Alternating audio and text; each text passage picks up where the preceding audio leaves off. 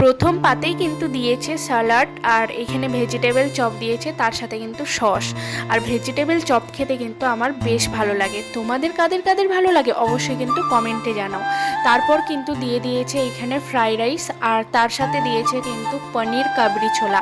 এটাও কিন্তু খেতে দুর্দান্ত হয়েছিল, খুব সুন্দর হয়েছিল। আর ফ্রাইড রাইসটা খেতে বেশি ভালো লাগছিল, কেননা এটা মিষ্টিটা একটু কম হয়েছিল।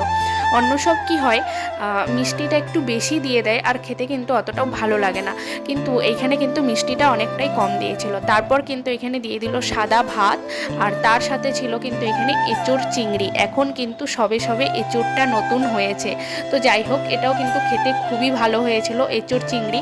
আর চিংড়ি মাছটাও কিন্তু আমার ফেভারিট। তারপরেই কিন্তু দিয়ে দিল মেন চিকেন, আর চিকেনের কালারটা ওফ যা হয়েছে না দুর্দান্ত। আমার তো এখন ভয়েস ওভার দিতে দিতে জিভে জল চলে আসছে। তো যাই হোক চিকেনটাও কিন্তু খুব সুন্দর হয়েছিল। লাস্ট পাতে কিন্তু ছিল পাঁপড়, পায়েস আর মিষ্টি, আর এটা কিন্তু ছিল গোলাপ জামুন। তো গোলাপ জামুনটা খেতেও কিন্তু দারুণ ছিল।